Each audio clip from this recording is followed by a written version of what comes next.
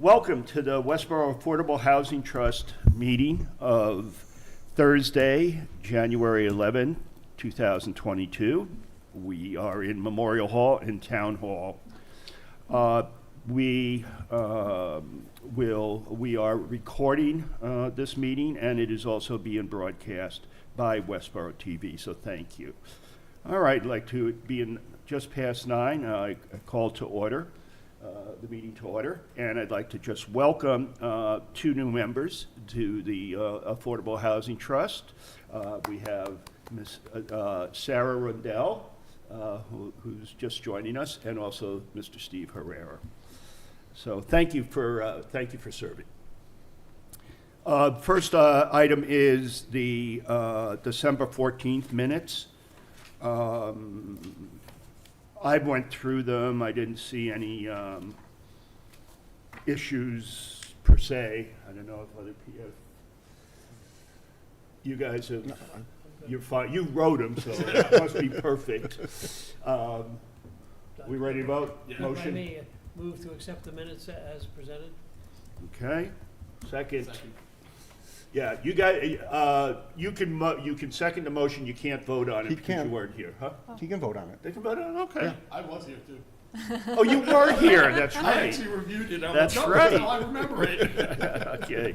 All right. All those in favor? Okay. Next on the agenda is our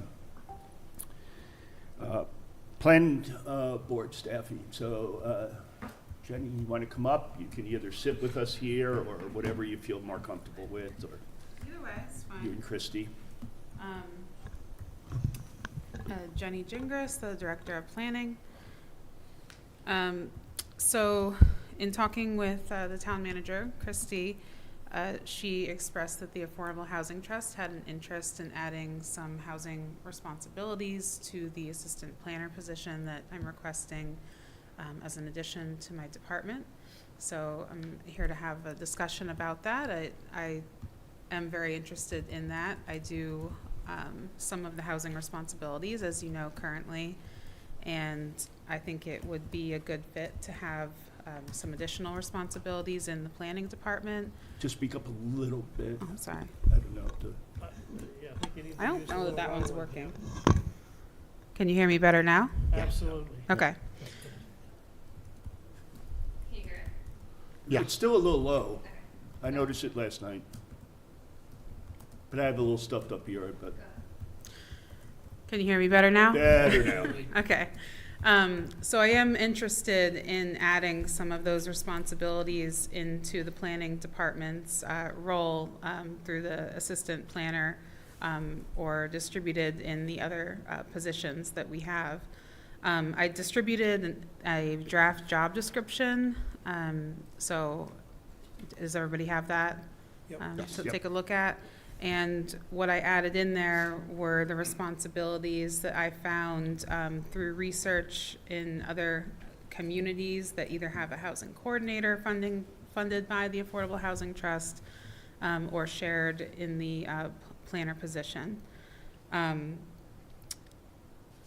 looking at the number of hours per week that I think could be dedicated to this position, right now, I'm thinking 10 hours per week based on the responsibilities Yep. I've laid out. However, if there are other items that the trust would like to talk about, that they are interested in the planning department taking a role in, I'd be, happy to increase those number of hours. Okay. So you're recommending 10 hours. There would be a 347.25 per week for those 10 hours per week, and for a total of 18,126, I think is the number. Yeah, so that's based on, we've based the budget on bringing someone in at a particular grade and an estimated step. So that's based on what we've budgeted, the step and grade we've budgeted Okay. for. And obviously that would change if we brought them in at a different step or as, in Right. subsequent fiscal years with COLAs, so. Okay. And would this be a position under the planning board, and then the trust would get billed or transfer periodically, whatever, monthly, or Um, how would Yes. how would the transactions work? I know it's not. the back end of that, we would work out with We'll work out, okay, the fine. to be determined finance director, but, you would come out of you would vote and then it would come out of your trust fund, Right. so, It would- yeah. Jason? But it would be, within the planning department. Right, it under would Jenny's report to direction. Jenny Yeah. with a dotted line to us. Yeah, so if you had, just to clarify, so if you had any concerns about this person, or if they weren't performing or doing the things that you had hoped that they would do, your course of action would be to go to Jenny. Jenny, Yeah, Right. yep. A couple of questions, mate. Yep. I'm guessing that the individual would take responsibility for monitoring the SHI. Yes. And would the person also take responsibility as kind of the lead in the monitoring, what I think EOHLC calls a monitoring agent, monitoring the properties that came about because of LIP, LAU, affordable restrictions? And somebody has to track that stuff. Mm-hmm. You know, when the properties come to turn over, I don't even remember all the That's terms and annually. conditions, but there's a whole set of responsibilities that require some administrative person to worry about it and bring to our attention that something needs to be done because there's as monitoring agent, there's some activity. I think there's even like an annual reporting that has to be done. Yes. I'm not positive about that, yeah. Right, So again, my so, sense is that individual would take that would do that Yes. work for us, bring it to us, let us approve it, and. I did add into the job description, responsible for the maintenance and update of the SHI, and monitoring affordable units on an annual That's- basis. That's fine. There is quite a bit of detail that goes into being the actual monitoring agent, and Yeah. typically that would be something, subbed out essentially to a company like MSO, Right. but we okay. would certainly be able to look into that. And that's similar to how it's worked in the past. Jim Robbins had worked with, I forget which agency. MCO. Or MCO. MCO, Yeah, sorry. yeah, and That's so- fine, as long as somebody's, Yeah, and somebody Jenny's on done the some town of that already staff too. is managing that process and it gets done and Yeah. we don't have to worry about forgetting, because I forget a lot. So, because this is part of the broader discussion we had previously about the trust taking responsibility, this is a way for us to take on that responsibility with a staff person that we're compensating, that's, Right, this- you know, right, this- under our auspices there, Part of why I as was opposed asking. to us having to go out and hire and build Yeah. personnel policies Yeah, Yeah. and retirement plans and all that fun stuff. So it's a more efficient way. I guess the one request I would make is just in the line where it creates requests for consulting services, if that could also just not limit it to the town's housing production plan and be more general to providing consulting and technical assistance in, for consulting services and grant applications.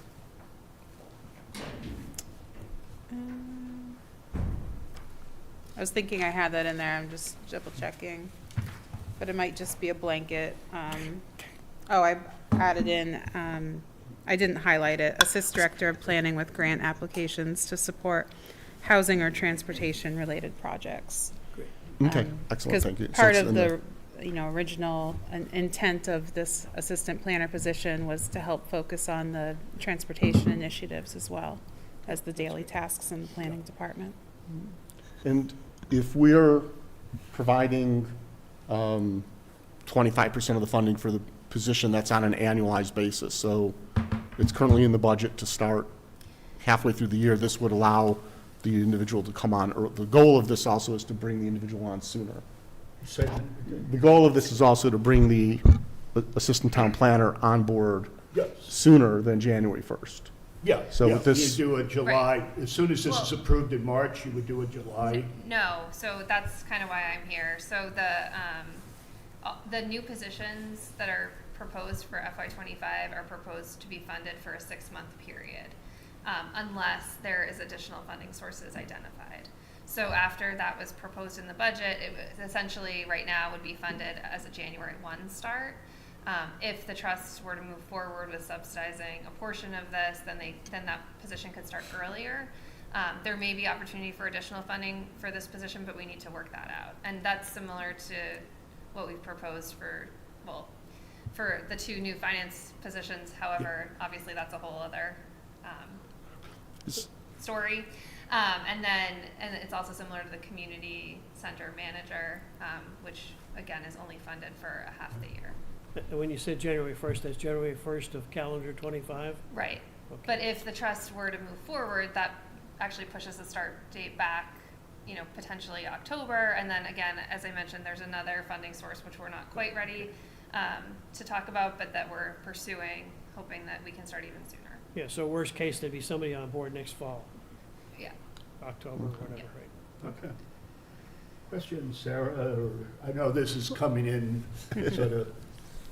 Yes, just one in this morning, but there's, obviously want to get up to speed as quickly as possible.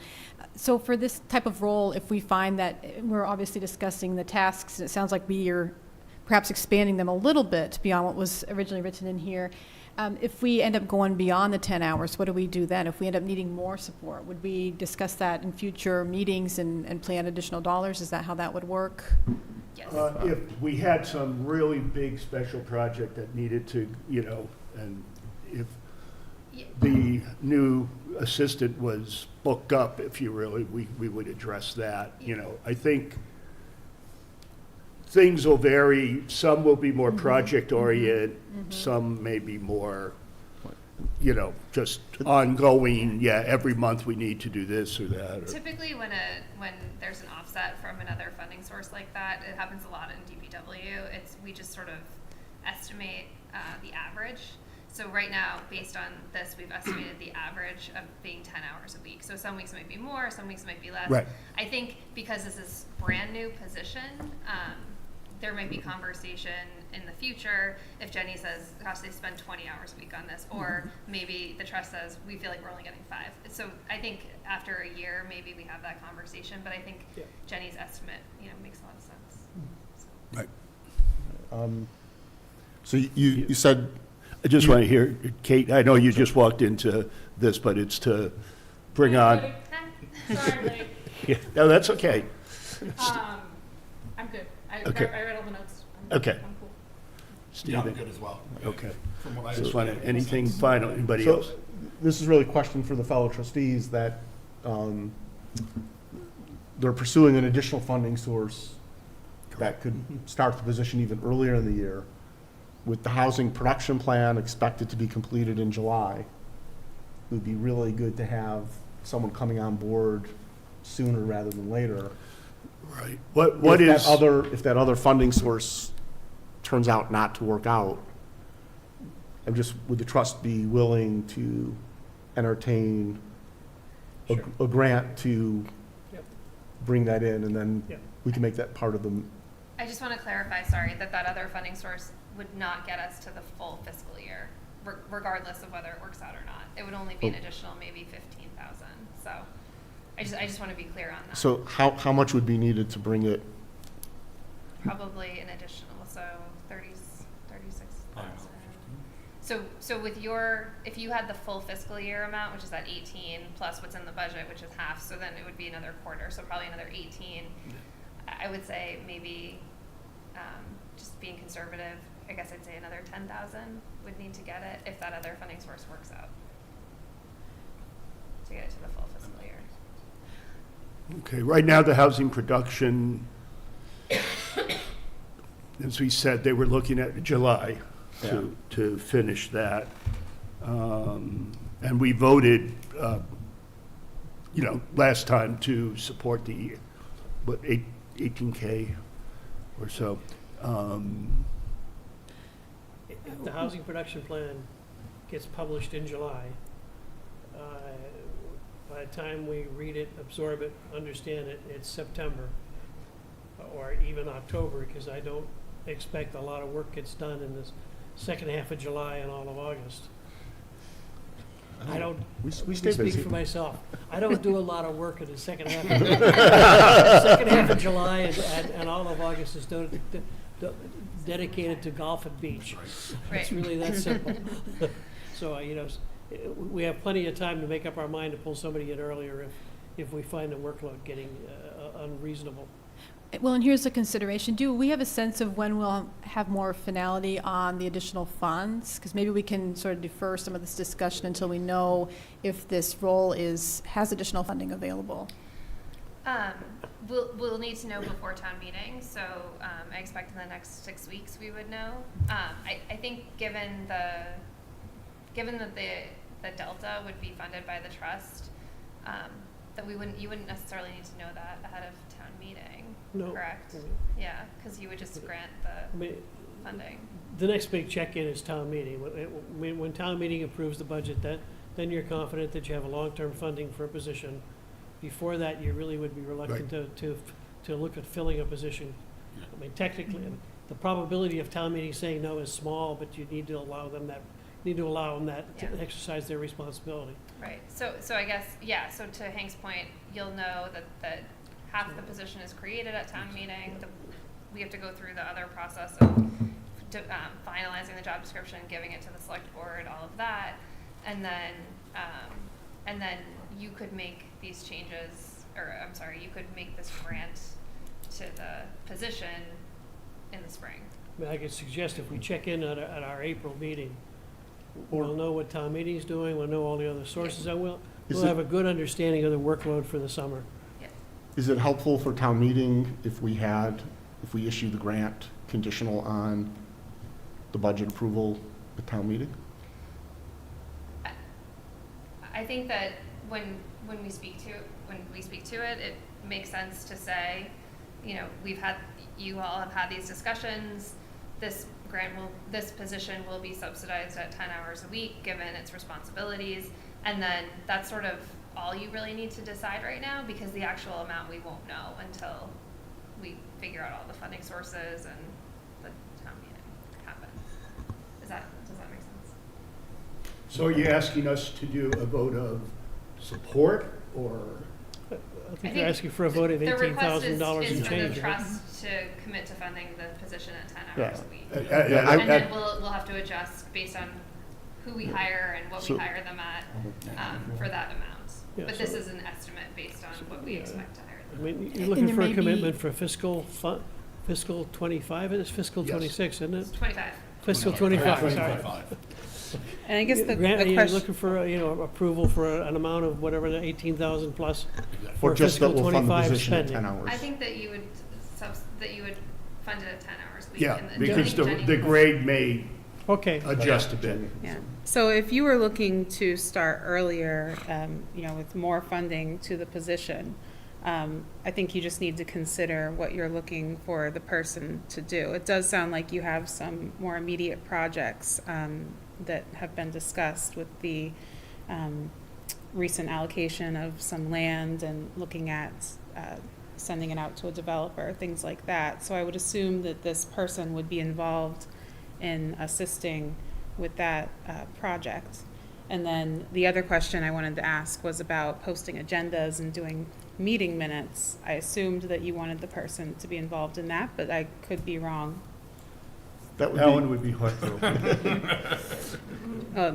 That would be helpful. Yeah. If that was, I didn't include it in here, so I misworded that. I didn't include it in here, so if you wanted that person to do that, then that It's could, an hour and a half a month, that once could a month. fluctuate unless a we have little bit. Special Mhm. meeting. Yeah. So, yeah. Yeah, we can certainly add that in. Yeah. It's So any other questions, discussion, okay? I just want to make sure Would I'm clear. somebody like to make a motion? I'd like to just make sure I'm clear. So Oh, I'm right sorry. now, we're basically voting to fund the position at 25%, expecting it to be around $18,000, but there's also talk of potentially an additional grant to move the start date. Right. up, right? We would vote to support a 10-hour, Yes, you a know, 10-hour. 10 hours Yes. at whatever rate. which you would know. cover the items that I have in this job description. I didn't Great. add in the agenda or the minutes, any clerical work. So if you would like that, we could talk about adding an additional, amount of hours. I mean, would it just be easier to, will you write up a motion for us to act on at our next meeting? Would that work? You can. I mean, I can make the motion. If you I can think the make a motion, it's motion, fine. the motion should just be to fund the position at a number of hours per Right. week. And be silent on amount, because if you're Okay. willing to do that, then it would happen in subsequent fiscal years, the number's always gonna Yeah, so- change. So if we fund 10 hours a week for FY '25 with a starting date to be determined jointly between the town planner and the chair of the committee, I don't think that's you need all. all that. I think you No. can just, Just- Just fund yeah. 10 hours It a would be- week. but I I can make think the to motion. Jenny's point, if You you're, ready? you would need to decide at this point if you wanted to add hours. If we wanted to add, posting agendas and assistance with posting agendas and minutes, that's probably about 4 hours a month. And so it would take it up to 11 hours a week. Super. Let's do that. So I move that the trust act to support and fund the assistant town planner position at the amount of 11 hours per week for beginning fiscal year 2025. Second. And have a second. Any other discussion on that motion? Okay, seeing none. All those in favor of the motion, please raise your hand. Any opposed? None. So we have 6-0 in support of that. Thank So you. we can bring that up at town meeting, and then what Hank said earlier is come back to your April meeting. Okay. So that we can talk more about timing and funds and things like Okay, sounds good. that. Great? Great, Thanks. thank you so Thanks, much. Jenny. I'm delighted to have this resource available. All right, so just another question, as far as the work for the housing production, have we told them to start, VHB to start that, or? We have a meeting scheduled on, I believe it's the 26th. They should be coming into town. We don't have a definite on that, but that is another thing. It wasn't added to the agenda to ask for a liaison from the Affordable Housing Yeah, Trust. because I think it would be good for us to have a liaison. I have somebody in mind, but we'll get to that a little later. Okay. All right, Okay. thanks, we're all set. Yes. Thanks, Jenny. Okay, moving on. 7 Lawton's Way. Question? I just have a quick question. Can I just introduce, or can I get introduced? Oh, yes, I'm sorry. I'm Kate. Steve. Steve, nice to meet you. Sarah. Kate Sarah. Storm, Sarah Nice to meet Liddell. you. All right. If you were here on time. Sorry, I know. I'm only Children. kidding. I was going to say the same thing, but I don't know you that well. Yeah. I tried to join via Teams, but nobody let me. Okay. No, yeah, we won't do it remote. All right, moving on. We have this project that's been, or sort of issue at 7 Lawton's Way, excuse me, to basically subsidize the sale of the property there. It is currently affordable, but it was made affordable under an old program called HOP. And as a result, the increase or the sale price, I think, was tied to something like a CPI. So it kept going up. Percentage of market rate. A percentage of market rate. The percentage of market rate, okay, thank you. Nowadays, rates are set based upon area median income, okay? The current price that has been set, using the percentage I just mentioned, is $396,530. $396,536, if memory serves. That's- The house as an affordable unit, to bring it into the AMI-based pricing, would be $227,000. In other words, that's what it's being sold for, and a buyer has been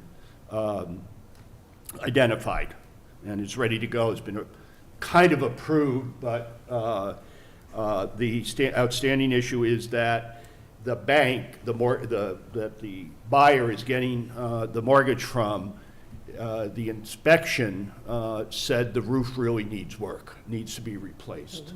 So we've been going back and forth to try to figure out how to do this. Originally, we were just going to do a subsidy. What we think now, since the seller and the buyer, they can't get to a P&S because the bank won't approve it yet, is that we're looking to pay for the roof repair, and we have a quote, in order to get that out of the way, so that way it opens up, if you will, the gates for the P&S and the closing, et cetera, et cetera. And we do have a quote, I think it was in the packet sent out by a company out of Framingham Brothers, and it's for $6,800. Alan's done a little bit of work, and originally we had voted $160,000, sort of all in other Right, words, right. to subsidize the difference between that $396 plus a little bit of money from the HLC, and that would give us our delta. Right. So a little bit of context. Yeah, go ahead, Alan. We were expecting that the roof repairs would be made by the buyer after closing. And so the structure of our vote at our last meeting was to allocate $160,000 to buy down the selling price. And any funds not needed to do that, which would have been about $10,000, depending on interest rates at the time of signing, mortgage rate lock-in, we would hold for up to 180 days as a matching grant to help cover roof replacement costs, based on some work we had done that came with a much higher estimate for replacing the roof. Given that the bank won't issue the mortgage until the roof is repaired, and there is a qualified contractor who's able to do it for less than that amount of money,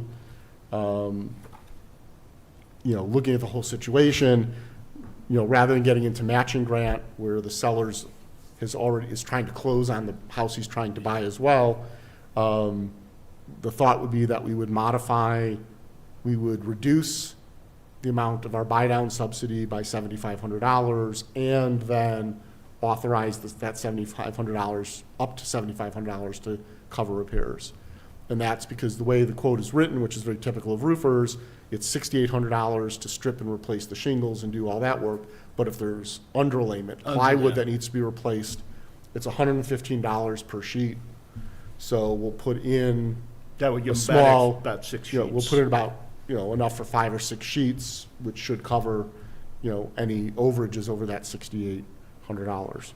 And so this would still allow the property to remain affordable. It'll support an eligible buyer to keep the property not just affordable, but in the hands of an eligible family for affordable housing, and facilitate a transaction. Otherwise, there's no way for the transaction to move forward. Right. And how do we Can you structure? catch the microphone, Hank, for the people at home? Yeah, how do we structure the deal so that the roof repair gets done before closing? So the roof repair has to be done before closing because the buyer's bank won't Understand? confirm the mortgage. So we have a quote, the roofer's able to start on Monday with the work. So that, it'll be in the P&S that the roof has to be repaired before closing? The P&S won't be signed. They've There's no- sort of just said it. I don't think it's There's in no- the P&S. So we're granting the money to the existing owner? I mean, somebody has to, We're granting we are, I mean, we it is a- can't hire the contractor, otherwise we're into municipal procurement stuff, right? we are issuing a grant to the seller, but we will pay the contractor understand. directly. But the seller, the seller, yeah, the current owner of the property, the seller, is gonna hire the roofer, and we're gonna pay the bill. Yes, Provided that That's it great. passes inspection. Right. Right, I mean, that the deals, that the work's done in accordance Yeah. with the contracts. and the proposal did include all the permits and inspections. That's great, yeah, I saw Okay. that, I read that, yeah. And it's a reasonable roofing Right. job. And the reason we're paying the roofer is, one, it guarantees the work gets done, Absolutely. and two, by not having the money go through through the seller, we avoid the issue of an expenditure that benefits an individual. Yeah. And they avoid the tax Yeah, they avoid the implication. tax impact of that, right. Yes. So, Right. I'm okay. Even though as a trust, we're allowed to do things that benefit an individual, there's a whole process to that. Yeah. We don't need, this type of transaction, we can work. Super. Okay. So I have the You have a motion. motion drafted, I Okay. know, if you'd like to. So this is a doozy. I move to, 1, modify the buy-down subsidy for 7 Lawton's Way, approved at the December 14, 2023 meeting of the trust by reducing the maximum subsidy amount by $7,500 from $160,000 to $152,500. 2, authorize up to $7,500 as a grant to cover necessary roof repairs to be paid directly to the contractor upon a satisfactory inspection and closing of the permit after work is completed. And 3, authorize the chair or the chair's designee to execute any necessary related documents with advice of counsel as deemed appropriate. Second. Okay, Do you need to take a breath? discussion. Now, just to go back to some of the mechanisms, if we don't want to contract directly with the seller, with the roofer, Correct. but we will send the check to the roofer. We will let the seller know. We will notify the seller and the agent. The selling agent. The selling agent, who's contracted by, which is effectively notifying the executive office, and also EOHLC. So new members, EOHLC is the Executive Office of Housing and Livable Communities, a more convenient name than the old name Department of Housing and Community Development. So now we're the EOHLC, or just HLC for short. So we'll notify them that we've made this vote and the terms around it. Right. And then that's enough for EOHLC to authorize, because it's a capital repair to the home anyway, so EOHLC would authorize it. It would go through, the work would be done, start Monday, probably be done by Wednesday, late Tuesday or Wednesday of next week, and then they would be able to move to the P&S.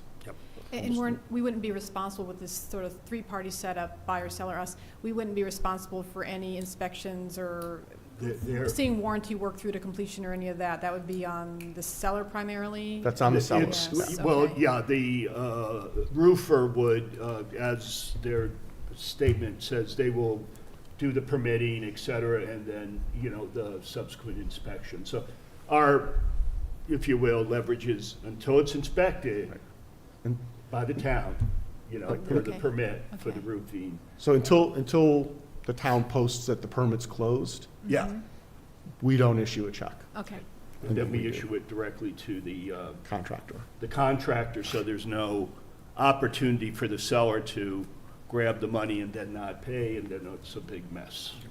Not that we would expect that to happen, but You never can tell. you can never tell, and legally, it's good practice, I think, to Yep. do it that way. Absolutely. Okay.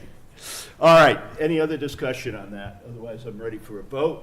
Well, and per Alan's motion that modifies the 160 to split it out in the new way and pay the roofer directly. All those in favor? Okay, good, that passed. I will let Karen Moreland is the listing broker for this. And she specializes in affordable housing. So I sort of gave her a little bit of a heads up that we would be voting today, on this issue. So I'll let her know right away, so that way they can proceed. The roofer said they could start Monday, so we'll hopefully give them a go-ahead. Next, 3 Baylor Avenue. We had an issue. We have a developer, buyer and developer, Mark O'Hagan, that, everything had been cleared. Problem was the bank, when he went for a construction loan, the bank found by digging in that there had been an oil spill back in 2006. They had some concerns about any subsoil penetration of the oil, even though it had been remediated and signed off by DEP. The bank wanted to have a little bit more subsoil assessment. We paid for that, and it came back that, and we have the report, that there was none, so, of any significance. So that cleared us. We were really worried that we might get into, some remediation on oil spills. What I have done is I have sent the report, because that had to go to the developer and then on to the bank, to show that it's good to go. I've asked Mark, I haven't heard back, it's been about a week now. If everything is on a go, I said we would love to close because our PNS is all ready to roll, our land use agreement's all ready to roll, to see if we could do it by end of month, just to put a stake in the ground. I will tag him again, either today or tomorrow, just to say, how do we stand? And, because I haven't heard from him. Any questions on that? So, Just add, when we get to the point where he's gonna start construction, i.e. go in there and tear the building down, that's a wonderful opportunity for publicity oh, yeah. Yeah. for the town, for the housing trust, maybe, some kind of a ceremony, or at least get it into the community. I think what we should do is we should put you up front, and instead of a shovel in the ground, you have a sledgehammer in your No, hand. not me. No, we get it. I mean, This is a knockdown, yeah. we really need to, it'd be beneficial to the It would be. trust to get lots of publicity, his first job, Yep, Yep. et cetera, No. et cetera. I know the neighborhood is supportive. Oh, absolutely. I think the You can- neighbors and will be we- ecstatic when that building comes down. So I did look online, and you can buy, shiny gold painted shovels for these types of ceremonies. But they are about $300 each. So I can buy I will go and buy a couple shovels from, Ace Hardware, local business, small business, and a can of shiny gold paint, and we'll just make do. Yeah, we also want to just put up a big sign out Right, front. Yeah. We do want, one of these Project of the Westborough banners. Housing Trust, or whatever the heck, Not Put a too sign big up a sign, there. it's a residential neighborhood, but Yeah, I mean, something that a meets nice yard sign in the something front. that meets whatever the town's bylaws are around signs and stuff, and put it Yeah, up. so, But, This will be something that'll our be there first- for a year or so while he's doing the job. Additional, affordable housing unit Yes, for the trust. Right, oh, yeah. yes. Yeah. Yeah. 'Cause I was just thinking about, we had our, we had our rent, program for a while there that benefited folks. Yeah. And then we have 7 Lawton's Way that somebody is gonna be benefiting from the Yep. trust. yes. Which is great, but this is the first new unit. Yeah, and The this first is- brand-new unit we're constructing or Yeah. constructing via a developer. And this is a lot more visible to the community. Yeah.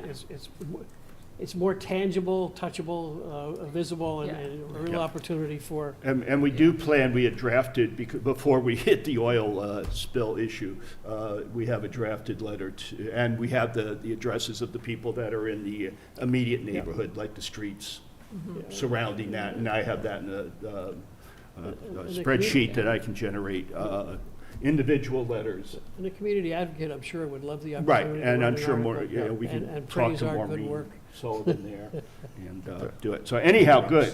So we'll keep you abreast. I'll send out emails as you keep people. All right, first-time homebuyers programs, next on the agenda. This is Okay. for Kate, because she's been working on it. Yes. Did you see that? Well, you saw some of it. So, this is very brief. As I mentioned at the last meeting, had a good conversation with, Kate and I did with Metro West Collaborative Development. So right now, where we are is, I'm working on, putting together the application, for the program. I should give a little bit of background. First-time homebuyers program is a mix of grant and loan and forgivable loan programs, deferred payment loans for, that serves two purposes. One, to help affordable eligible families get into affordable housing with down payment assistance, as well as helping folks who are slightly above that threshold get into market rate homes. And so depending on someone's income and asset level, they're eligible for a grant, a deferred payment loan, or a forgivable deferred payment loan, which gets forgiven over 10 years. So as not to create income problems for them as well. The program outline looks really good, was the feedback. The next step is to provide an application. Metro West Community Development will review the application and come back with a scope of work that, depending on, and an estimate of what they would charge us to be administrators for the program, because it'd be good to have someone, not the volunteers, but a staff-like organization with experience in it, to confidentially collect the information, manage it, and let us know, when they're issuing checks or when they're giving authorizations, and basically provide us a monthly or quarterly report as the program. And then we, as a trust, would market the program, do outreach to real estate agents in the area, et cetera, to make the community and potential home buyers aware. So once I have the application drafted, and I've got 9 different applications from other similar programs around the state that I'm sort of leveraging, they'll get us a scope of work, and then we'll be able to determine whether it's something we need to put out to bid, or just get multiple quotes on, or something that we can contract with as a Like contract Metro with West, services. you With mean? Metro West. Yeah. So there are other organizations that could run it for us, so depends on how much they would charge administratively for the year, would dictate whether or not we have to go out to bid, or what level of procurement we have to follow. So Right. that's where we are. And My we're hope, looking at an allocation of about 150,000 per year. yeah, we're looking at funding 150,000 in grants. We've already allocated that. We've actually already allocated that money. We would then allocate or bid out the administrative fee and cost with that. My hope is that for our February meeting, we either have, if it's not large enough where we have to go out to bid, that we have a contract ready to review and vote on to launch the program in February. If not, we'd be here with the bid documents, asking for approval to run that process and do that. Ideally, would love to have the program launched by the end of March, so that it's in place and we can market it in time for the spring, summer home, well, depending on interest rates, home buying flurry or trickle. Okay. It So depends. it'll be sent out in the packet for February, hopefully. Yeah. And, but if it may be helpful, we've already seen, the current, the old timers here, have seen it. Maybe you could send, for the benefit of Yep. Steve and Sarah, the Yep. the current Yep, proposal. I'll send you the program guide. And just on a side note, logistically, the trust has a Microsoft 365 account. And so over the next week or so, I'll help you get set up. We'll have an email address through there as well for, and we sort of ask that, even if you set it up to forward to a personal email, that when you send email that's trust related, that you CC your trust address so that it's captured by the town for for freedom of information and open record requests. Yep. Right, so Okay. we need that in place. But with that account, we also have a file repository, Okay, we need to move on. which will be there, We so are, I'll get you set up there, sorry. Okay. No, this is all good stuff. We have at least one town meeting article that, for this March town meeting, annual town meeting, to acquire or be gifted, if you will, the High Street Extension, 45 High Street Extension. It's We need to be careful how we discuss that. I mean, the article's really requesting town meeting grant to the Board of Selectmen Yeah, the the authority authority. to negotiate with us and, Well, and it's- transfer, eventually transfer the property, right? It's to transfer. There's no expectation of funds. No, I understand, but they're granting to the select board the authority to transfer. Right, They're yes, not- They're not transferring the property. The select board gets to transfer the property. Correct. right. Okay, so again, just a technicality, but we need to be careful so Yep. people don't get confused. Right, and Right. it is, this article is on the draft warrant, Right, as we previously voted. Also note that it also gives, the way the article's written is that if, up until the time we're permitted, right, if the select board identifies a different municipal use for the property, they can recall. They have the right to request the property back, and we would transfer it back. Right. at our And cost. if we don't make progress And if we don't on- make progress, they can take it back then they as can well. take it back. So I think this is well-written. Great article. Thank you, Alan, to protect the select board and the town Yep. for oversight. So, we're saying, give us a shot at it, and we'll take it from there. Now, do you want to talk about the Sure. 30B issue? So Article B in the packet, I don't know if everyone read it and then went search in Mass General Law, Chapter 149 and Chapter 30B. This is a bit of a preemptive strike. So what Hank learned in talking with the folks in Acton, and the Acton Housing Authority, is that there are different ways to fund affordable housing development. Obviously, we can put it out to bid and do a land development agreement with a private developer. We can maintain ownership of the property and contract it ourselves, or we can actually create a development corporation that is technically a private company that we own and control as the trust to do the development work. What this does, and that is how Acton is moving forward with their project.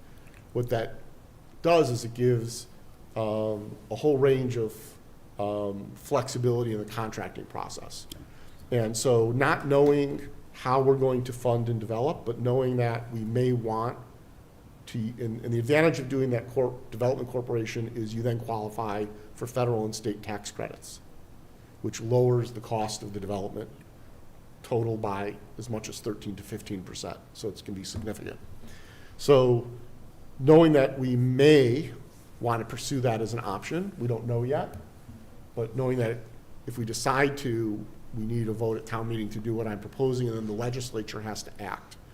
So this is sort of preemptive in case we want to move that way. What this does is we're going to ask the select board to petition the general court, our legislature, to waive for these two pieces of property, to waive some of the requirements under Chapter 149, which is it's generally known as prevailing wage, but it's more than that.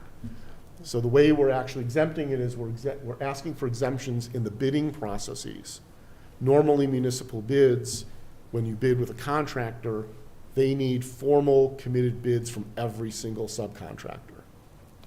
And if you've been watching, the school committee meetings, you'll know that they had a construction project where the contractor couldn't get the pre-bids from the subs in time, and the project fell apart and had to be started over, right? So, the challenge is that adds a lot of cost to the project from a contracting standpoint. So if the trust is in control of the corporation or building directly, this exempts the trust from those provisions. The prevailing wage and the preferential hiring requirements still exist. So the balance of that still exists.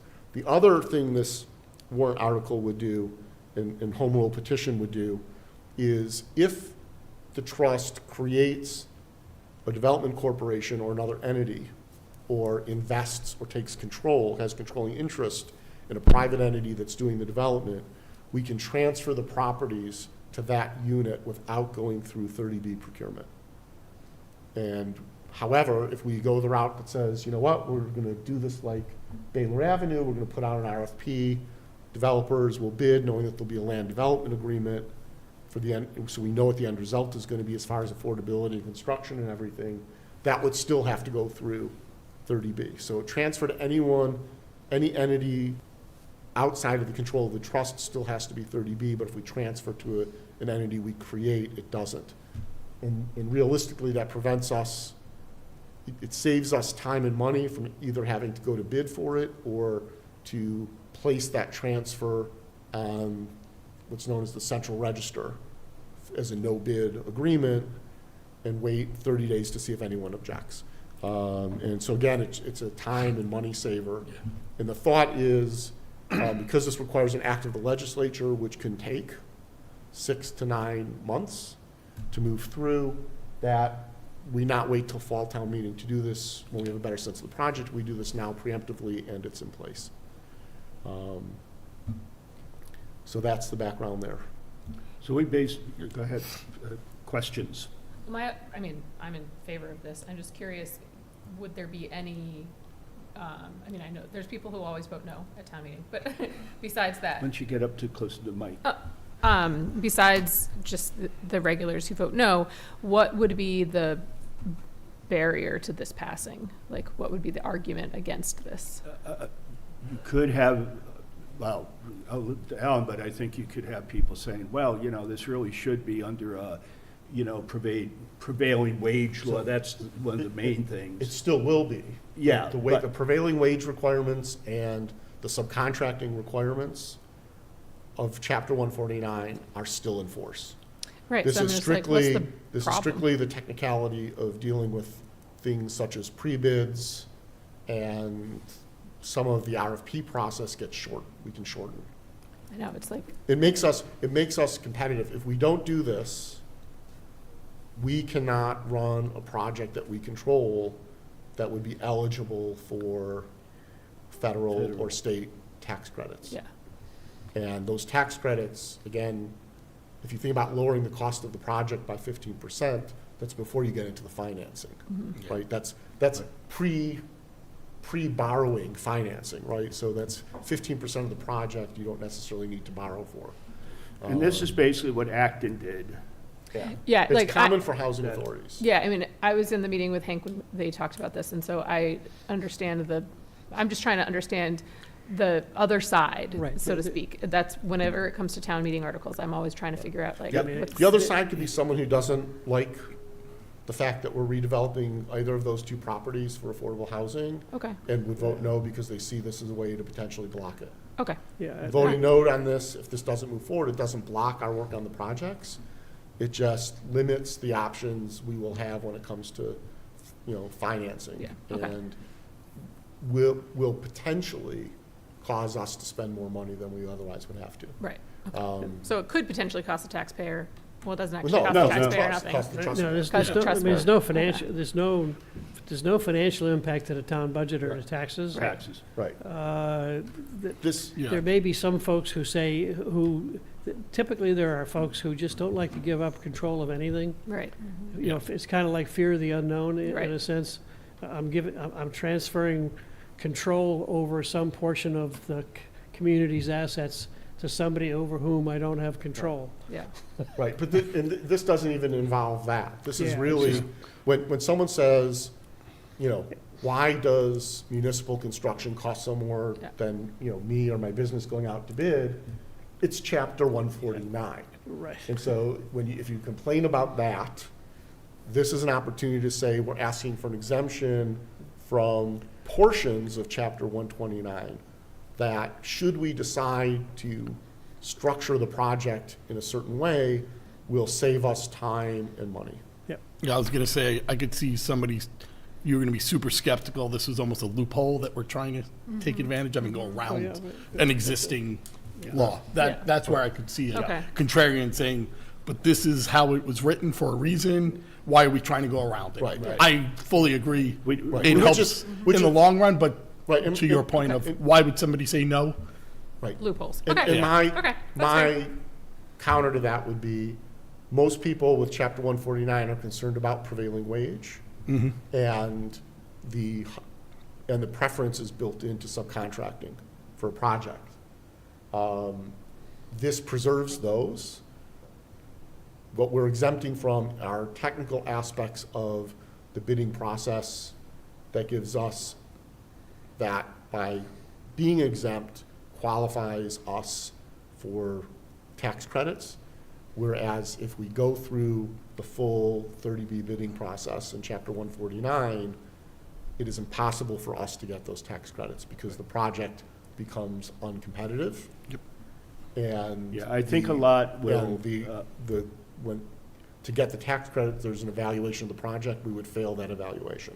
Okay, so thank you, because all I really need to know about all of this is that if all of you got the flu and didn't show up at town meeting and somebody was a contrarian to all of this and I'm the only housing trustee, I need to be able to defend it. So thank you very much We for. will write up Thank and you. have slides. Otherwise, We'll I'm have fully slides. expecting you to be the person to defend all of this. a lot give 'em of this Alan's will number. Yeah. obviously hinge upon a successful vote of this would be, doing a good presentation, simple, direct. We've gone through all the details here. So really, at this point, Sarah, Yeah, I was do you have any questions or? Yes, this is based on something that Acton successfully did, is that what you're Yes. saying? Yeah. Okay. Yeah, So you were involved, you can say. The Acton Housing Authority, which is, again, it's Yes. not a housing trust, it's a housing authority, similar to our housing authority. Mhm. They own and operate a variety of housing. They've Okay. been working on a project to expand their facilities by about 44, I think it's 44 units. And they've been at it for like 5 years. And Okay, this is one of the things that they had to do to make Right. the project technically feasible and financially feasible. And they were very successful at it. And we're learning from what they've done. great, okay. And No, so they you went were involved, or Eastern Bank was. Oh, okay, Was yeah. Eastern Bank involved? I Perhaps didn't know Eastern that. Bank was? What? My colleagues may have been, yes. Yes. I can't take credit for their great work, although I have to learn from them. So the carve-outs to the section 26 to 27H, that ensures that the prevailing wage concerns are addressed, that Yes. keeps in those Those are all costs, yes. prevailing wage, and as well as there are, preferences related to small business, minority-owned Great, businesses, some other excellent. conditions. Those are all preserved. In that, yes. This is all about, the majority of what we're asking exemption from is subcontractor pre-bids. And is this a heavy lift on the town then to present this and get approval and all of that? So Is there a lot what of will work? happen is, Yes. if town meeting votes yes, we'll get this on the agenda for the select board. If they vote yes, this gets sent to our legislative delegation, Okay, who submit legislation on our behalf. 95% of the time, we're advised not to even come attend the hearing when it goes through committee.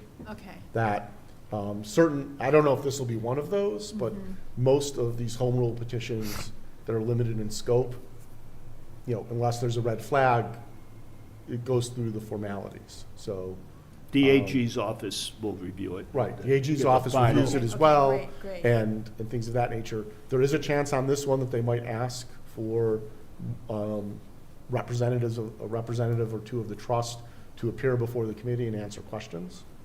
And just knowing, the timeframe, in how this works, we would have a really good sense of where the project is at that point in time. Okay, good. We are running a bit late. I think we need a motion to support and request to the town to include this article on the annual town meeting. And this one specifically, I'd like to send to council. First. Yeah. I'll send the draft to Christie so she puts the placeholder in the warrant, Right. but also have council. Have our Review. council review, which is KP Law. Sharon Everett is our primary Point of go-to, but she Yeah. sometimes forks up. So anyhow, but I think we need to have a vote that this is being supported in concept by the board here, by the trustee. If I have a couple of small proposals for edits, like very small things, do I need to say that now, or can I just redline and send them to you? Like add the word You- corporation, in an earlier mention and so forth? You can just send me red lines and I'll Okay. send that along with to council. Very small, just, Sure, yeah, okay, just to make sure it's good. clear all the Yeah. way through, yes. All right, so, I mean, I move Article do B. you have, well, You got a you sent this motion, or- as PDF, you need to, if you can send the word, Oh, it'll be very small. I can Yeah, probably okay. write it or something in That's fine. an email. whatever. You got, you, You have a motion, Alan? I don't have a motion. I we don't have a move- motion yet. I move the Housing Trust move forward, request the Select Board to put Article B on the agenda, On the warrant.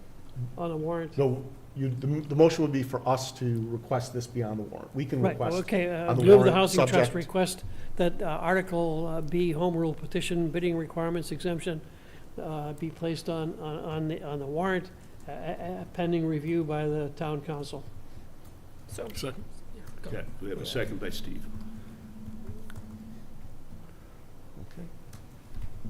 Okay, any other discussions, questions? We're going to do the red line, otherwise, all those in favor? Okay, good, thank you, and thank you, Alan. So we've done town meeting warrant.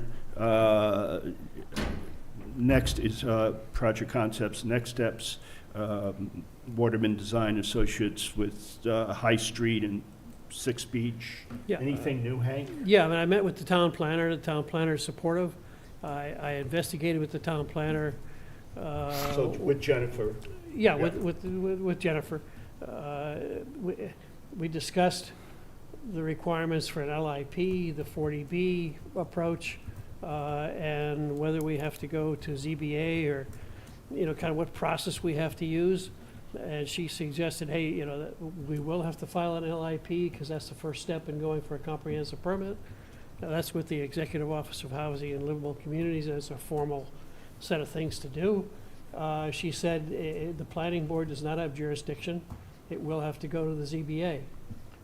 And, Fred was, the town, building. he's building inspector, he's director of community development, was part of that meeting. And he expressed, that, he's the individual he's the staff person that supports the ZBA. He said he couldn't speak for them, but it would be good to go and visit with them informally to get an idea of what kind of concerns and such they would have on the two proposals. The density we're looking at is very, very high. It doesn't, there's probably a number of issues that will come up. It doesn't know exactly what the ZBA is gonna want, but we do have to, we will have to go through a ZBA process seeking variances and such as part of a comprehensive permit process.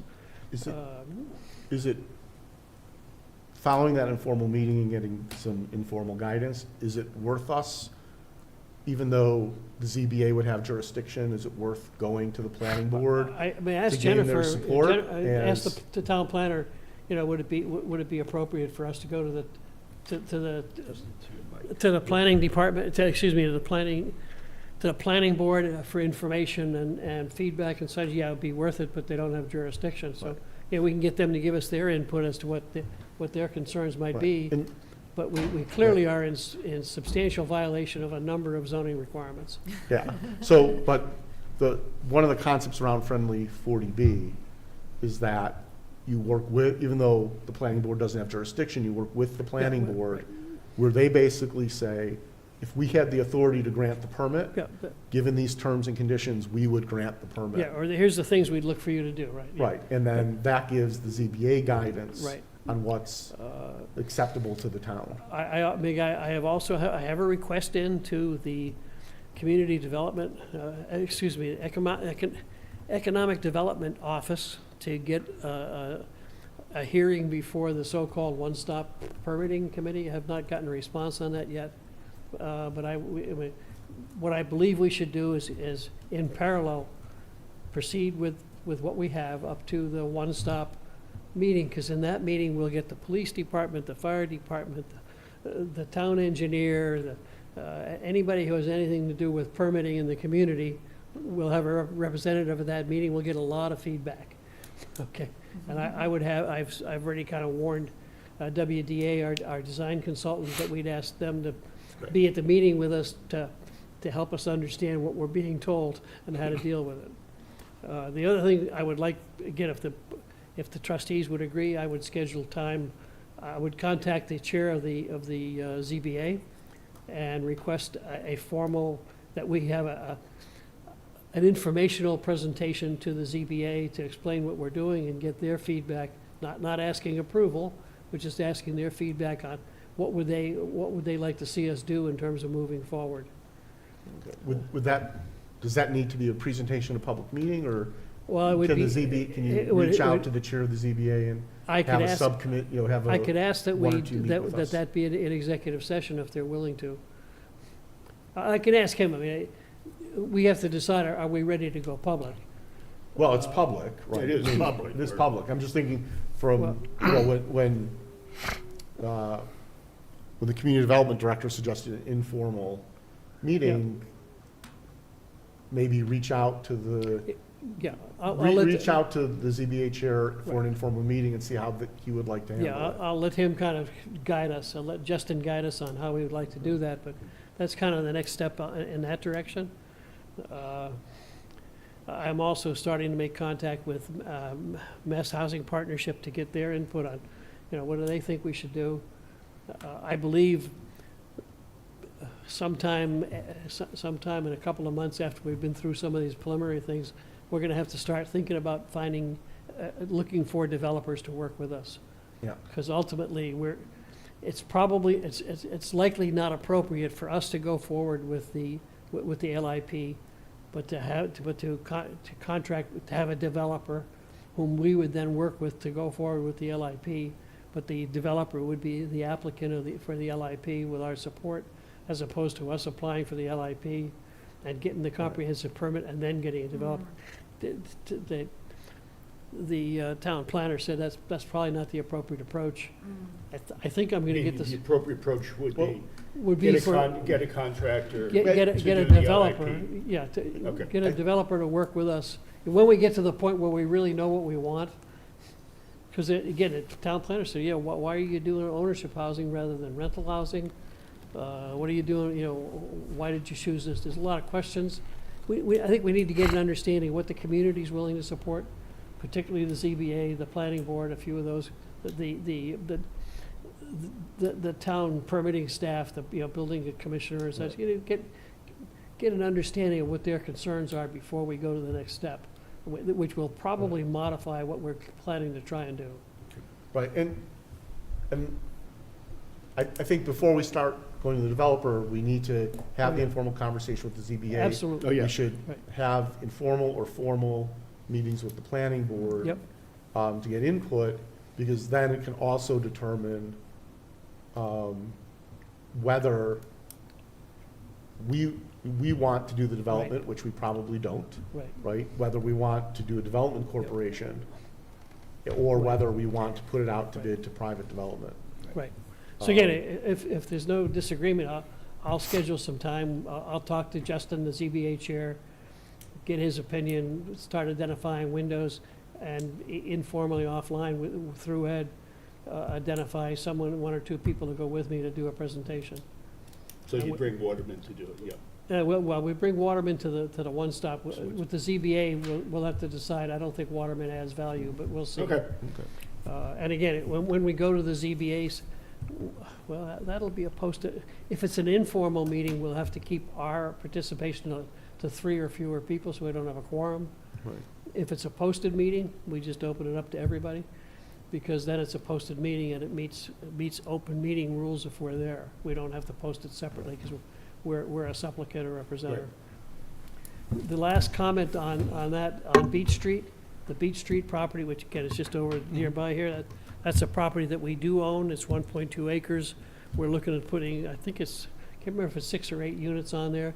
But one of the key issues that a Waterman raised is we currently have only one means of access to the property. The public safety folks are gonna ask for an emergency access from another direction. I'm in contact with the management company that manages the Beaumont. the housing. Beaumont is what it's called. Yeah, I try to remember the name of the development. It's Westborough Village. Westborough, who manages Westborough Village, We're probably gonna have to get an easement to go through their parking lot, an emergency vehicle access easement, rite of passage, to go through their parking lot with emergency vehicles. And they, again, the first conversation was with the local manager. They didn't say, no, don't bother me, I don't wanna talk. So we're now starting down the path of getting folks to talk to us. Great. We're probably I was looking going at, to ask on that, and we just sounds keep- like you're moving along. you keep plugging along, and you know, we got 6 months of work ahead of us. Yep. Okay, Lyman Street development, I haven't heard anything more. It's been obviously it's, brought before the, Right, so the developments before the zoning board, just for people's terminology, when we could talk about Lyman Street. Go ahead. yeah, so this Give it is background.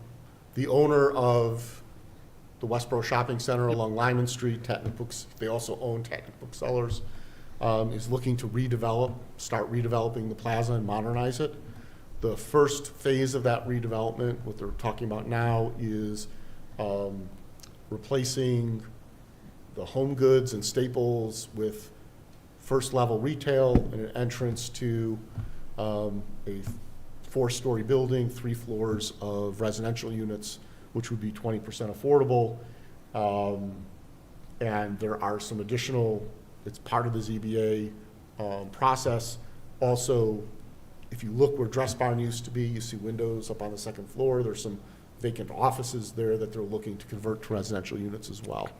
And so it's a total of, I think, 32 132 units plus the 21, or plus 19. on Dress Barn. Yeah, so it's 132 to 149 units they're working on. And Ed and I have met with the team and as well as the town planning director. We're offering guidance through the process for subsidy and, for the affordability component. And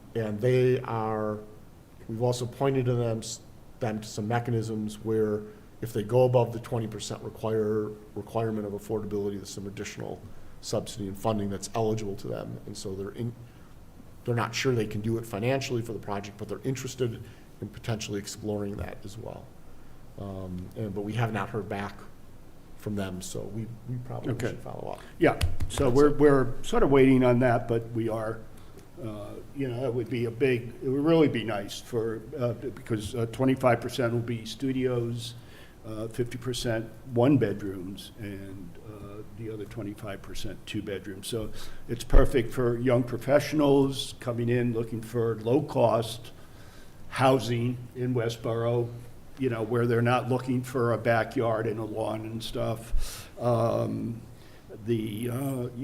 for seniors. And these Who- would, sorry? Yeah, go ahead. These would be the traditional rental units? Yeah, that- all that- They would that be people- rental, Okay, right. well, that's Yeah. good, because that was one of the concerns that maybe some people in town would have, right? That we're building these single-family homes for someone to own, and that was one of the concerns we raised earlier as an objection people might have.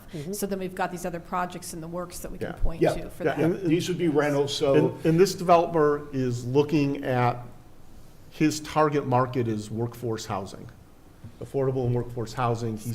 He's looking, he understands, and we saw this when we did our analysis before initially. creating the trust, that Westborough actually has a deficient population size-wise when it comes to people in the 21 to 35, 36 range, which isn't just an issue when it comes to housing and affordability. It's an issue with, for the local economy, because that's a demographic with discretionary income quite often. They shop local, they use local restaurants and stores. So you want a healthy downtown, you want a healthy business environment, small business environment, you need that demographic in your community as well. Great. But it's also recognition that you want places where young professionals coming out of college can live independently, where, town employees can afford to rent and live if they're able to. And seniors. And seniors as well, is a because it's a downsizing kind of option. environment where they, once again, don't need outside, they don't want to be worried about that. So, for a studio or even a 1-bedroom, it's a good downsizing option for, somebody who wants to get out of their big house. So, it's sort of the two ends, if you will, of the needs that we've seen in town for particularly rental units, because the rents are quite high. All right, good. Moving along, we're running a little late, but there's a program called the Community Development Block Grant. I put together a quick presentation just to talk about it, because this might give us some opportunities. Oh, I put it on the wrong screen. I'm just going to go, for the sake of time, I'm just going to go this way. Is that good? Can everyone see it? That's great. Yeah. Yep. That's great. Can you bring it to full screen? That's fine. Yeah. Okay, I'm having trouble getting the slideshow to show up on that screen. okay, versus- that's fine. Next slide. Okay, so basically, there is a program that is funded by HUD where they allocate money, a grant, a block of money to each state, and it's more or less based upon population, state population. And, but the subsequent grants that will be made is done by the state itself, and with that. So there's a pot of money that is available for some number of different opportunities. Next slide. Okay, so some of the eligibility, we would meet it under 50,000, and we can either apply on behalf of a specific developer or a property owner. Next slide. Yeah, see, this is why I wanted to try to get there. But basically, if you can read that, I'll turn I can't around there. and read it. So some of the things that it would provide is if we had projects for housing rehabilitation or development, they call it microenterprise or other business, infrastructure, which is just general infrastructure in the town, community public facilities, i.e. a senior center, public social services, planning process, and as you can see, downtown area revitalization, et cetera. You can even do regional approaches if you have a need, like, multiple towns may want to support something, so they allow that as well. Next. Okay, so municipalities are limited to $950,000 per year in grant money, so it is of substance, for a town. But the applications are due by March, and I don't have the exact date, 2024. So not a lot of time. I mean, I started this process in the fall, getting myself a little acquainted. Went to a webinar where they went through a lot of the nits and grits with that. Next. So the benefit, obviously, is it provides the town, with additional funds to meet specific needs, including affordable housing construction. Next. So the next steps for us would be if we can identify projects in Westborough that would be eligible for this, given the eligibility and requirements, create a project team to apply for the grants and complete and submit the grant application. So that's where we are. It is a shorter term. We don't have to do this, but I wanted to bring it up on the table because it is a nice source of funds, or it can be a nice source of funds, for people. You do need to have a pretty bounded thing, a pretty bounded proposal, project, as they call it. And one of the things I had actually asked, because they say senior centers, and I asked, would this cover, in the webinar, would this cover the design of the senior center, like just the design component, because you wouldn't know what the request may be for a final, in our case, fit out or build out. And they said yes, as long as within 5 years you actually do it.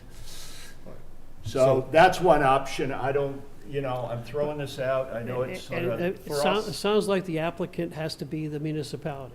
Yeah. Generally, yes. So we Well, we would, could be an applicant. we, because we're a yeah, municipal- I could But the get clarity on The that. municipality would have to say, we would like you to apply on our Right, behalf. right. I mean, the Board of Selectmen would have to say, hey, yeah, we'd prefer to have the Housing Authority apply rather than the Council on Aging or the town staff or whatever. Because you probably can't put in I three. guess that's a good, I think that's an open question. Yeah. Because Yeah, so. we are an independent agent of the town. Right. So we're considered the town, Right, but we most don't, we probably instances. don't want to proceed without the buy-in from the the other select parts, board. from the other. Oh, parts, yeah, absolutely. From the community in general. So to me, the next step is to kind of identify who on the town staff we could work with to identify a short list of possible opportunities. Well, I And think then- the and then question is, go- do we have an opportunity that we would We want? have. Sure, I mean, To apply. we clearly have these two projects, High Street and the other one that meet the criteria. Now, are they ready for application? I have no idea. Yeah, I think that's where I was thinking is just, we have funds, but those funds will run out at some point. So why not apply for something in the interim to support the two things that we have on the table? But yeah, are they ready for an application by March? Yeah. So, I mean, the probability of us being able to make it a successful application in March is small, but I have no idea what it takes to apply. so Mike, if we look at our projects, and I guess, Ed, this falls back to you. With the first-time homebuyers program, Yep. be a valid use of the funds. My- Because we're far enough Could along on find that, out. we could probably make that work. The second would be, we talked about a home repair program. Right. That would work through the Council on Aging or Senior Center. Oh, no, well, we No, would, no, no, no. We would fund it, but we talked about us having a program Yes, that goes beyond what yes. the Council on Aging is able to do. for things that they can't do for their handyman. Yes, Right, go right. ahead. Beyond handyman services. Looking at where our projects are with respect to 45 High Street Extension and 6 Beach Street. But the other question, this would be probably the hardest to pull together, would be, is it, and I don't see how we would get firm numbers in time to submit in March, because it requires the, action with the Housing Authority. Could we do a planning grant for Rogers Well, Road? I mean, to me, this is time for a rapid prototype. Yeah, We don't know what we don't know. right. I can't remember the guy's name, but the Secretary of Defense, there's the known unknowns and there's the unknown unknowns. We got a stack of known unknowns and a huge number of unknown unknowns. Right. The only way you're gonna learn that is you go pick something, and then you try to go through the process and see what you learn, with the idea in mind that I probably can't make the March target, but I can make next March. Well, my question is, so this is annual, right? This is an Yeah, annual. it's an yeah, annual and you grant, can- and it goes You can on do forever. it year after year. So, And 'cause- it's very competitive. Yeah. So what I'm Uh, thinking is, there are a couple things that we potentially could throw together if we had the time to do that. The other thing is thinking about the senior center, concept of the current building. And we've talked about, we're gonna buy that building, right? Correct. Yeah, the town's moving, but. Moving. But we would not be involved in that at all. No. That would be a decision on the No, town. but the side. town might choose to pursue that Yeah, as a grant, and it doesn't matter who learns. You can do multiple projects. That's why, to me, requests. I mean, we, Yes. but our focus needs to be on if we would understand. want to put forward a Yeah. project. but the town has a procurement officer who was also to be a grant writer, Right. or a So- grant person. And we have a director of community development. It would seem to me we would talk to those two folks and say, would you join with us to try and figure out how to take advantage of this program? Well, the That other would be thing is, step one. someone mentioned learning, so it'd be helpful for the town to apply this Oh, year for absolutely, anything, yeah. and then we could build on that But- for our future projects. But it'd be, Ed, can you go back to the eligibility slide? Sure. Or actually, Alan? I'm going back, It's not. trying to get back Oh, there. yeah, it seems I like mean- the cursor's stuck, huh? Oh, hitting the wrong one. There we are. So Those are eligible activities, maybe some. So housing rehabilitation development, that rehabilitation would fit a home repair program? Yeah. What Um, about, Ed, or, Hank, removal of architectural barriers to allow access by persons with disabilities? What about the, Rogers Road? Yeah, it could, I mean, elevator? it could be. We have a number of things that could fit these criteria. So I guess And my the issue is, suggestion. you know, you're going into a competition. You need to understand who are the athletes I want to send in to compete for me? Yeah, And do I want them to play football or rugby? yeah. So I guess my recommendation would be a subgroup of trustees get together within the next week, look at our projects, dig into the eligibility requirements. If we wanted to reach out to the housing, the new director at the housing authority and say, hey, do you want to go for a block grant to get the lift in or whatever? Or the sprinkler system that they. Well, I kind of desperately feel need? like And- maybe that's their way in, Hank, Yeah, is I mean- that we go and we, Let me segue to the housing authority for a second. yeah. We went to the housing authority October, approximately the 25th, plus or minus a few days, presented to their board of directors, suggested that, hey, here's what we need, here's the next steps that we think you need to think about for Rogers Road. And since that time, we've been totally unable to get them to come back and commit and say, yeah, we want to proceed. Understood. So I But this would be don't, specific, just giving them a heads up, saying that it looks like the sprinklers and the lift could qualify a block grant, and then they would have to run with it. We would not be Yeah, involved in that. I don't have any problem leaving that on the list. I just think it's a low probability of, Understood. of So happening. I guess, but my suggestion is that a subgroup of us, obviously no Mhm. more than 3, would meet, look at our projects, knowing where they are, look at the requirements, pick one, right? And then through the town manager's office, say, the trust is interested in applying for a community development block grant in March, right? Yep. So for the. I'll get a final, So- I will So get for the the, date. what we would need in our, I assume we meet before the grant is due in March, because it's usually mid-month or end of month. So the goal would be in February to have an overview of which project, what it was gonna look like, so that we could have a grant that we could vote to authorize to submit at the March meeting. Otherwise, Super. I'm willing to participate in a small group to Yeah. do that.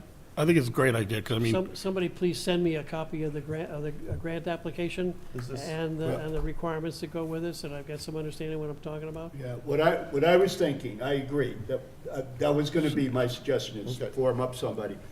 Maybe, could Somebody you else. and Sarah, maybe, Sure, you send me some. or you, I have, no, we're in proxy season in my company right now, and we're doing a special meeting as well for a big merger, so my time availability for the next 2-3 months is very constrained. okay, So- that's fine. I would love to be involved in the next year's Yeah, version. Oh, yeah, okay. Okay.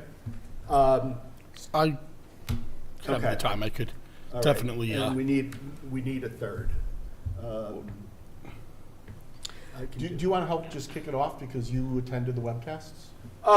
Yeah, I I can. mean, we're talking an hour or two, Ed, not a big, to try Yeah, to that's understand fine. what's going on and how does one go about And this competing. would be a working group. We Yep, wouldn't absolutely. have to do open No- meeting. No minutes, Right. no open meeting, no Yeah, posting. this no is really nothing. just an information gathering. Yeah. exactly. And, try to get it out like next week, early next week if we can, to meet. And then, Yeah, we can even do it on a Zoom call if we need to. I'll try to do a little prep work. Alan, if you have some ideas, I'd Okay. appreciate If sending there's them to anything me. that looks like a CDBG application, Yes, and that'll help, because Right. that'll really begin to get out. I want to, primarily, I wish, we had more time. No, but But, It's a by the learning time I process. heard about, by the time they sent the mailing list and I got it, it was already,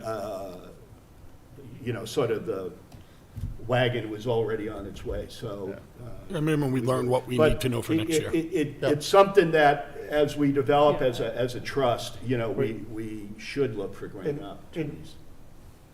And generally what with grants, oftentimes, if they're not approved, you get a list of reasons why. right. Yeah, And guidance on what to fix for next round. exactly. So Usually takes 2 or 3 even if passes. we have an Sure. application that's at borderline, where we'd be surprised if it got approved, submitting it and getting the feedback, so that next go-round, Exactly. we're able to do it would be great. Then we can have something prepared well in advance, and et cetera, et cetera. I'm very interested in continuing to work with Hank on the relationship with the housing Sure. authority. So I know that Hank has done the overwhelming bulk of that work, but I'd like to Okay. reconnect with you on that. Because I do feel like this is a great opportunity to think about how we can support their capital improvements, which I don't know if it would It be, is, yeah. yeah. Yeah, Removal of architectural barriers and Yeah, rehabilitation.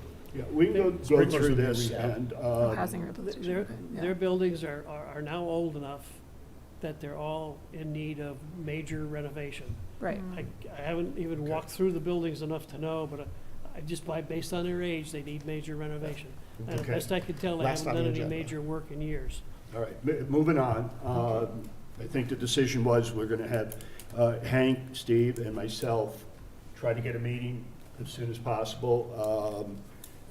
I'm trying to keep things on schedule here, because I have a conference call. It's okay. Just- 11:15, So that I need we to have one get more to. thing on the agenda.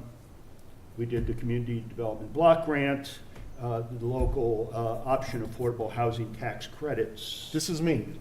That's So, you. In the packet, I sent a copy of brand-new Massachusetts General Law, Chapter 59, Section 5O. Not Section 50, it's the letter O, just to make things really clear. And what this piece of legislation does is it, creates another local option tax exemption to support affordable housing. And effectively, if the very general requirements is that it's SHI certified by EOHLC rental units with one-year leases that's occupied by someone who's eligible for affordable housing. And then the town can decide, basically based on the square footage of the affordable unit versus the square footage of the total building, that would be the maximum tax credit. The town could decide in its rules whether that's the credit or it's some lesser amount. What I would like to do is targeting fall town meeting, have a working group.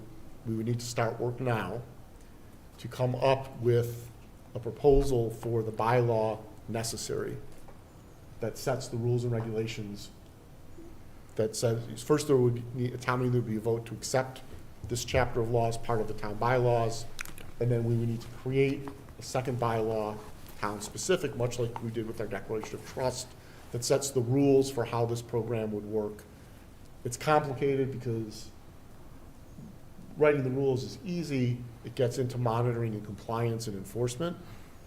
And CHAPA has had some meetings on this. The issue of affordability versus actually qualifying for the exemption each year. So you qualify, the unit becomes affordable, there's an agreement that deals with the duration of what that affordability is gonna be, right? That's a prerequisite for the exemption. But then there are other requirements to get the exemption. So a landlord could start the program, and if they fall out of compliance, lose the exemption, but maintain the affordability restriction. So there's gonna need to be a reasonable set of rules about how this would work. I'd love to start, and because it's new legislation, there's a lot of unknowns and unknown unknowns. Start work on this and sort of come up. My thought on the concept would be that the town, I guess my view would be, this isn't necessary to support affordable housing that's required by zoning, right? If it's already required by zoning or special permit or comprehensive permit or ruling by the Housing Appeals Committee or a court that says a developer must do X, that we wouldn't want those units to get the exemption because it's something that they have to do the development. That we would use this as an incentive to go above the minimum requirements. In particular, this could be of benefit and could increase the number of small multifamily units available. Because if you think about someone with, a home that's 4 units and they're renting out, is a 4-unit apartments, they could take one of those units, make it affordable, and potentially cover the loss in the loss in income on that unit with the tax credit on the tax side, right? And so it's a true subsidy in that effect. So there'll be a complexity to writing this in a way that says, if in any way you have to have this unit affordable, you don't qualify. If this is above and beyond, and think through. So I'm basically asking for a small working group to start looking at this and basically put together and go through the process so that targeting fall town meeting, we would bring it forward as, the town could vote yay or nay. Do we want to do this? And if they do want to do it, here are the rules by which it'll work. And you're looking at fall? Yeah, there's no way we can. No way we can get this together for Alan, just for clarity, we're talking about a real estate tax exemption? Yes. Yeah. Okay, Property thank you. tax, residential property tax exemption. Residential property tax exemption, correct. And so, if you've watched the last couple of budget hearings, the select board's had a lot of discussion about residential property taxes and some of the in-band exemptions. There is a residential property tax program which shifts the burden to larger rental properties, right? Or to larger property, more valuable properties, meaning larger ones. The unintended consequence of that is most of the apartments we have in Westborough are in larger buildings or complexes. They would see that increase, which would then get passed to the tenants through rent increases. And so it's like, yeah, you can provide some relief to homeowners, but you're really gonna smack renters. We have a high percentage of rental units. Most of those rental units are in those large developments. And the rate of burden is we're like 48% of all renters in Westborough are housing burdened. housing burdened. Or- Or extremely or housing extremely burdened. burdened. And it's about 16% of homeowners. So we'd be further burdening a group that's high percentage of burden. Do you have So suggestions for the group? I'm looking for volunteers. I can help with this, absolutely. Now, are there other organizations in the town that should be involved in developing this, or do we think we need to So leave the we're gonna charge? need, and Yes. part of the reason there's no way we can get this done for town meeting Sure. is the assessor needs to be involved because it's Right. a tax exemption. Right. So we, Yeah. in the Board of Assessors, we would want the planning board to have a feel Sure. for this. We would obviously need, when we're ready, solicit support from Advisory Finance Committee. Yeah. We'd want to solicit support from Economic Development Committee, Okay. as well as the Select Board, so. The answer is yes. Yeah, All right. I'm sorry to keep pushing Oh, people no, along. no, it's fine. Yeah. Okay, but I just want to make sure I have my to-do list. I'll get the 7 Lawton's Way roofing issue out. We have the small group to meet, Hank, Steve, and me, regarding the CDBG list. Hopefully beginning next week. I'll get a letter to Jenny saying that Steve will be liaison for the housing production plan for now. I think that's my list. Thank you, sort of went over all the stuff you need to do. Yep. You're on the group, you're gonna do a red line on the, Yeah. Yeah, a Well, couple that- minor changes and then I'll send it off to and council. we send it off to council. Steve, I sort of covered you Yep. already, and Kate, I think you're set. All right, I will entertain a motion for adjournment. So moved. Second. All right, all those in favor of adjourning? It's unanimous. Thank you, Westborough TV. Yes, thank you.